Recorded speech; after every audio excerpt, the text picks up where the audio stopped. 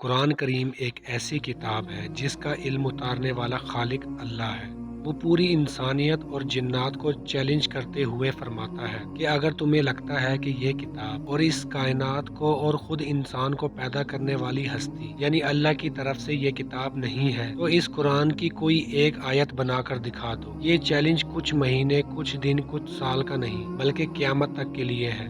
ہماری اس دنیا کے اندر بھی کوئی شخص کسی دوسرے شخص کو چیلنج صرف اسی صورت میں دیتا ہے جب اسے خود پر یا پھر اپنی تخلیق کے اوپر اتنا بھروسہ ہو کہ اس کا متبادل ہو ہی نہیں سکتا، اس کے جیسی کوئی اور چیز کبھی بنائی نہیں جا سکتی۔ یہاں پر تو اس انسان اور اس کائنات کے بھی خالق کی بات ہو رہی ہے۔ انسانی عقل انتہائی محدود ہے، نہ وہ ایک حد سے زیادہ کچھ سوچ سکتی ہے، نہ دیکھ سکتی ہے اور نہ سن سکتی ہے اور نہ ہی محسوس کر سکتی ہے۔ دنیا کی کسی بھی کتاب کے بارے میں اس کے خالق نے اب تک کوئی ایسا چیلنج نہیں کیا کہ اس کی نقل کرنا تو دور کی بات، اس کی ایک آیت بنانا بھی ممکن نہیں۔ دوسرا یہ کہ یہ کتاب قیامت تک محفوظ ہے اور اس کو بدلا بھی نہیں جا سکتا۔ قرآن میں ارشاد ہوتا ہے، قرآن میں اللہ تعالیٰ فرماتا ہے، بے شک ہم نے ہی اس ذکر کو نازل کیا اور ہم ہی اس کی حفاظت کرنے والے ہیں۔ انسانی تاریخ کے اندر لاکھوں کتابیں لکھی گئی ہیں، آسمانی صحیفے نازل ہوئے، لیکن کوئی بھی آج اپنی اصلی حالت کے اندر محفوظ نہیں ہے۔ وقت کے ساتھ ساتھ ان کے اندر جو اصل پیغام تھا وہ بالکل بدل چکا ہے، مگر قرآن آج بھی ان الفاظ کے ساتھ بالکل محفوظ حالت کے اندر موجود ہے جن کے ساتھ اس کو 1400 سال پہلے اتارا گیا تھا۔ اللہ تعالیٰ کا یہ دعویٰ جن و انس کو صرف اس لیے نہیں تھا، اس عربی زبان کے اندر اس کلام کی فصاحت و بلاغت اور اس کے الفاظ کا انتخاب اپنی مثل آپ ہے، اور عربی زبان کے اندر اس جیسی کتاب کی تخلیق انسانی اختیار سے باہر ہے۔ اور آج بھی عربی کے ماہرین اس بات کو تسلیم کرتے ہیں کہ قرآن کا اسلوب بے مثل ہے، اس کی کوئی مثال موجود نہیں، بلکہ یہ چیلنج اس لیے دیا گیا تھا کہ قیامت تک آنے والے انسان بے شک قرآن کے انداز بیان کو کاپی کرتے ہوئے اگر ایک آیت خود سے بنا بھی لیں، خود بخود بے مقصد اور بے معنی ہو جاتی ہے۔ قرآن میں اللہ تعالیٰ فرماتا ہے، اس قرآن کے پاس نہ تو آگے سے باطل آ سکتا ہے اور نہ ہی پیچھے سے، یہ حکمت والے قابل تعریف اللہ کی طرف سے نازل کیا گیا ہے۔ قرآن کریم کی ہر ایک آیت اگلی پچھلی آیت کے ساتھ ایک ربط کے اندر چلتی ہے۔ پچھلی آیت کا کانٹیکسٹ اگلی آیت کے اندر بیان ہوتا ہے، جن کو مکمل سمجھے بغیر پورا مطلب کو سمجھنا ممکن ہی نہیں ہے۔ اس کے علاوہ قرآن کریم کے نمبرز کے حساب سے ترتیب کچھ ایسی جسے دنیا کا طاقتور ترین سپر کمپیوٹر بھی چاہ کر بھی حل نہیں کر سکتا۔ وہ نہیں سمجھ پائے گا کہ ایک پوری کتاب کو جس میں 6236 آیات کو کس طرح سے ترتیب کے اندر رکھا جائے۔ مثال کے طور پر قرآن پاک کے اندر دن اور رات کا ذکر 365 مرتبہ آیا ہے۔ کیا یہ کوئی اتفاق ہے جو کہ سولر کیلنڈر کے حساب سے بالکل ایگزیکٹ دن بنتے ہیں؟ ایام اور یوم یعنی دن کی جمع کا ذکر قرآن کریم میں 30 بار آیا ہے جو کہ قمری ماہ کے دنوں کے برابر ہے۔ شہر یعنی مہینے کا لفظ ٹوٹل قرآن پاک کے اندر 12 مرتبہ آیا ہے جو کہ سال کے اندر ٹوٹل مہینوں کی تعداد ہے۔ اس کے علاوہ آپ کو یہ جان کر حیرت ہوگی، قرآن پاک کے اندر حیات یعنی زندگی اور موت کا ذکر برابر تعداد کے اندر آیا ہے، 145 مرتبہ، جو کہ زندگی اور موت کے درمیان ایک بیلنس کو ظاہر کرتا ہے۔ قرآن کریم کے اندر ملائکہ یعنی فرشتے اور شیطان کا ذکر ٹوٹل 88 بار آیا ہے۔ مرد اور عورت کا ذکر قرآن کریم کے اندر ٹوٹل 24 بار آیا ہے، اور دلچسپ بات یہ ہے کہ ان دونوں کو اگر اکٹھا کریں تو یہ ٹوٹل 48 آتا ہے۔ دراصل انسان کے اندر کروموسومز کی کل تعداد بھی 48 ہے۔ قرآن کریم کے اندر دنیا اور آخرت کا ذکر 115 بار آیا ہے۔ شیطان کا ذکر قرآن کے اندر 12 بار آیا ہے، جبکہ پناہ یعنی عربی کے اندر نستعین اور دیگر الفاظ کا ذکر بھی 11 بار ہے، یعنی شیطان کا ذکر بھی قرآن کریم کے اندر 11 مرتبہ اور اس کے اثر سے پناہ لینے کی ترغیب بھی 11 مرتبہ دی گئی ہے۔ قرآن میں بار یعنی خشکی کا ذکر 13 مرتبہ آیا اور بحر یعنی سمندر کا ذکر 32 مرتبہ۔ اور آج ہم سبھی لوگ جانتے ہیں کہ زمین کے کل رقبے پر خشکی اور سمندر کا تناسب بالکل یہی ہے، یعنی خشکی 29% اور سمندر 71%۔ یہ تو صرف چند مثالیں ہیں۔ قرآن کریم میں سائنس کے متعلق ایسی معلومات موجود ہیں جو کہ اس وقت شاید سمجھنا عرب کے لوگوں کے لیے ممکن ہی نہیں تھا، لیکن آج ان کی اہمیت ہمیں سائنسی ڈسکوریز کے بعد سمجھ میں آتی ہیں۔ مثال کے طور پر کائنات کی تخلیق اور بگ بینگ تھیوری وغیرہ۔ قرآن کریم کے سورۃ الانبیاء کے اندر اللہ تعالیٰ فرماتا ہے، کیا ان لوگوں نے نہیں دیکھا کہ آسمان اور زمین آپس میں جڑے ہوئے تھے، پھر ہم نے ان کو الگ کیا۔ یاد رہے کہ بگ بینگ تھیوری کے مطابق کائنات واحد ایک نقطے سے وجود کے اندر آئی اور اس کے بعد پھر پھیلنے لگی۔ قرآن کریم کی یہ آیت دراصل کائنات کے آغاز کے بارے میں بہت بڑا اشارہ دیتی ہے اور یہ بتاتی ہے کہ اللہ تعالیٰ نے کیسے ایک نقطے سے اس کائنات کو پھاڑ کر اس کو پھیلانا شروع کیا۔ اس کے علاوہ قرآن کریم کی سورۃ الزاریات کے اندر اللہ تعالیٰ فرماتا ہے کہ ہم نے آسمان کو اپنی طاقت سے بنایا اور بے شک ہم اس کو پھیلا رہے ہیں۔ سائنسدانوں میں پہلی مرتبہ ایڈون ہیل نے اپنی دوربین کے ذریعے 1929 کے اندر یہ ڈسکور کیا کہ ہماری یہ کائنات مسلسل پھیل رہی ہے، اور اس بات کو قرآن کریم کے اندر 1400 سال پہلے پیش گوئی کے طور پر بیان کیا گیا۔ قرآن کریم کے سورۃ النبا کے اندر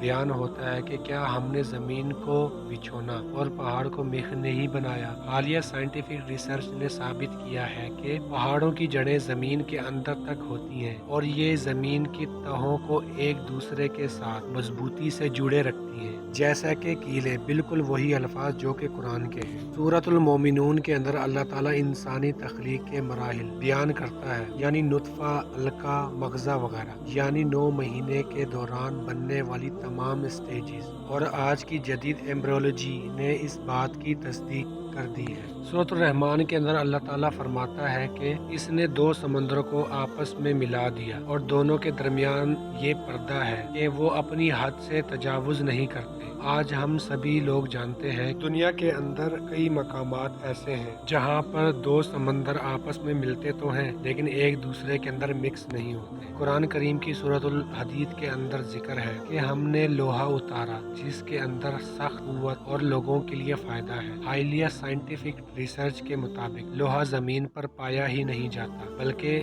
خلا کے اندر ستاروں کی موت کے بعد بنتا ہے اور اس کے بعد زمین پر پہنچا۔ قرآن کریم کی سورۃ القیامہ کے اندر یہ کہا گیا ہے، کیا انسان گمان کرتا ہے کہ ہم اس کی ہڈیوں کو جمع نہیں کر سکیں گے؟ ہم تو اس کی انگلیوں کے پور کو بھی درست کر سکتے ہیں۔ یہاں پر پور سے مراد ہماری انگلیوں کے نشان یا جس کو ہم فنگر پرنٹ کہتے ہیں۔ ہر ایک انسان کے فنگر پرنٹ دوسرے انسان سے مختلف ہوتے ہیں اور اس لیے ان کو سیکیورٹی کے طور پر استعمال کیا جاتا ہے۔ سورۃ الانعام کے اندر کہا گیا ہے کہ جس کو اللہ ہدایت دینا چاہتا ہے تو اس کا سینہ اسلام کے لیے کھول دیتا ہے اور جس کو گمراہ کرنا چاہتا ہے تو اس کا سینہ تنگ کر دیتا ہے، جیسا کہ وہ آسمان کی طرف چڑھ رہا ہو۔ اور یہ بات ہمیں صرف اس صورت میں معلوم ہوتی ہے، یعنی ہوائی جہاز کے سفر کرنے کے بعد ہمیں یہ حقیقت پتہ چلی۔ قرآن کریم کی سورۃ النحل کے اندر شہد کی مکھی کے نظام کے بارے میں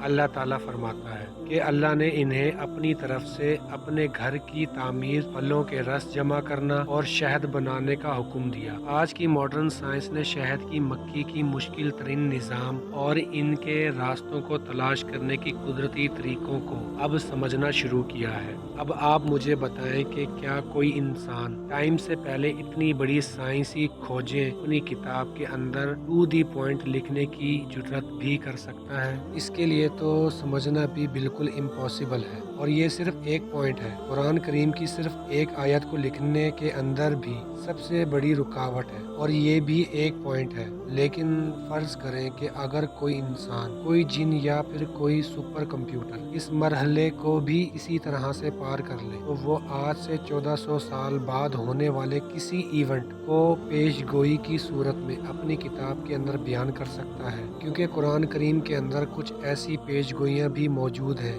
جو یہ ثابت کرتی ہیں کہ اس کتاب کا خالق یعنی اللہ تعالیٰ وقت سے پہلے اس ٹائم کو یا پھر اس ایونٹ کو دیکھ رہا تھا جو کہ مستقبل کے بارے میں پیش گوئی کے طور پر بیان کیا گیا۔ قرآن کریم کی سورۃ الروم کے اندر اللہ نے فرمایا کہ رومی جو کہ شکست کھا چکے ہیں اپنی مغلوبیت کے بعد پھر سے واپس آئیں گے، اور وہ بھی صرف چند سالوں میں۔ جس وقت یہ قرآن کی آیت نازل ہوئی، اس وقت رومی سلطنت ایران سے شکست کھا چکی تھی، اور حالت ایسی تھی کہ ان کا دوبارہ اقتدار کے اندر آنا بالکل ناممکن لگتا تھا۔ لیکن قرآن میں شکست کے چند سالوں کے بعد ان کی دوبارہ فتح کی پیش گوئی کی گئی، جو کہ تقریباً 7 سال کے بعد حقیقت بن گئی، جب رومیوں نے ایک بار پھر سے ایران کو دوبارہ شکست دے دی۔ قرآن کریم کی سورۃ المصاد کے اندر ابو لہب اور ان کی بیوی کے بارے میں ذکر کیا گیا کہ ان کا انجام برا ہوگا اور وہ مرتے دم تک ایمان نہیں لائیں گے، اور ہم سبھی لوگ جانتے ہیں کہ یہ تاریخی حقیقت ہے۔ ابو لہب نے اسلام کے خلاف بہت زیادہ دشمنی دکھائی، اور اس کے بعد وہ ایمان لائے بغیر مر بھی گیا۔ لیکن قرآن کی یہ پیش گوئی اس ٹائم میں کی گئی تھی جب وہ زندہ تھا، اور ہم سب کے لیے اس کے ایمان نہ لانے کی حتمی بات کہنا جب تک وہ زندہ ہے بالکل ممکن نہیں ہے۔ جب تک ابو لہب زندہ تھا، وہ منافقوں کی طرح ایمان لا کر قرآن کریم کو معاذ اللہ غلط ثابت کر سکتا تھا، لیکن وہ ایسا نہیں کر پایا، جو کہ قرآن کریم کے سچا ہونے کا ایک بہت بڑا ثبوت ہے۔ قرآن کریم کی سورۃ الفتح کے اندر اللہ نے فرمایا، بے شک ہم نے آپ کو کھلی فتح عطا کر دی۔ اس آیت مبارکہ کے اندر مستقبل کے اندر مکہ کی فتح کی پیش گوئی کی گئی، جب بظاہر مسلمان کمزور تھے اور مکہ ان کے دشمنوں کے قبضے میں تھا، لیکن 8 ہجری کے اندر پیش گوئی پوری ہوئی، جب مسلمان مکہ مکرمہ کو بغیر جنگ کے فتح کر گئے اور مکہ میں اسلام غالب آ گیا۔ سورۃ یونس کے اندر اللہ تعالیٰ نے فرعون سے کہا،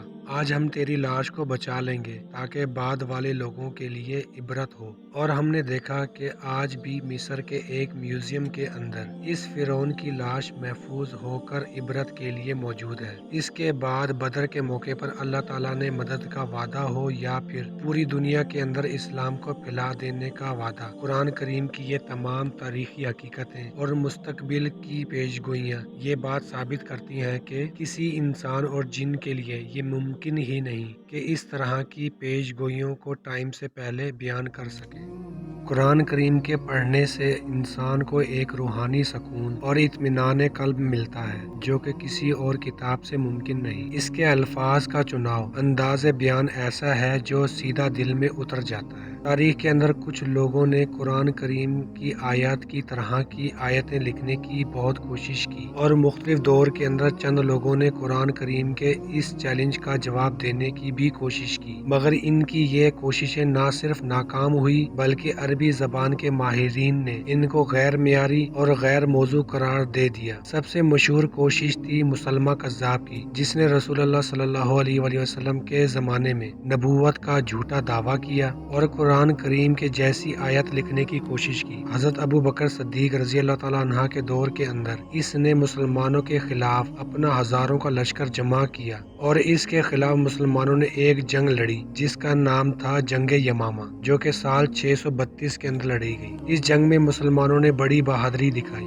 مگر یہ ایک مشکل معرکہ تھا۔ مورخین کے مطابق اس جنگ کے اندر تقریباً 1200 مسلمان شہید ہوئے، جو کہ بیشتر قرآن کے حافظ تھے، اور اسی وجہ سے حضرت ابوبکر صدیق کے دور کے اندر قرآن پاک کو ایک کتاب کی شکل میں جمع کرنے کا فیصلہ کیا گیا۔ مسلمہ کذاب نے جب قرآن کو لکھنے کی کوشش کی تو اس کی تحریر ادبی لحاظ سے اتنی کمزور اور بے معنی تھی، اس وقت کے عربی لینگویج کے ایکسپرٹ نے فوراً پہچان لیا کہ یہ قرآن کے معیار تک نہیں پہنچتی، اور خود اس کی ضلالت کی وجہ بنی۔ عباسی خلافت کے دور کے اندر بھی بعض لوگوں نے قرآن کریم جیسی آیت لکھنے کی کوشش کی، لیکن وہ کامیاب نہ ہو سکے، کیونکہ ان کے الفاظ اور ان کی تحریریں فساد و بلاغت، معنی اور گہرائی کے لحاظ سے قرآن کریم کے معیار کے 1% تک بھی نہیں پہنچتی۔ آج بھی کبھی کبھار کچھ ملحدین اسلام قرآن کریم کے اس چیلنج کا جواب دینے کا دعویٰ کرتے ہیں، لیکن ان کی یہ کوششیں ناکام ثابت ہوتی ہیں، اور ان کی تحریروں کے اندر نہ قرآن پاک جیسی تاثیر ہوتی ہے، نہ فساد و بلاغت، نہ معنی، نہ پیش گوئیاں، نہ قرآن کریم جیسی سائنٹیفک فیکٹس، نہ میتھمیٹیکل ترتیب، نہ لٹریچر کی زبان۔ ان کی کوئی ایک آیت بھی ان تمام چیزوں کے اسٹینڈرڈ کو پورا نہیں کر پاتی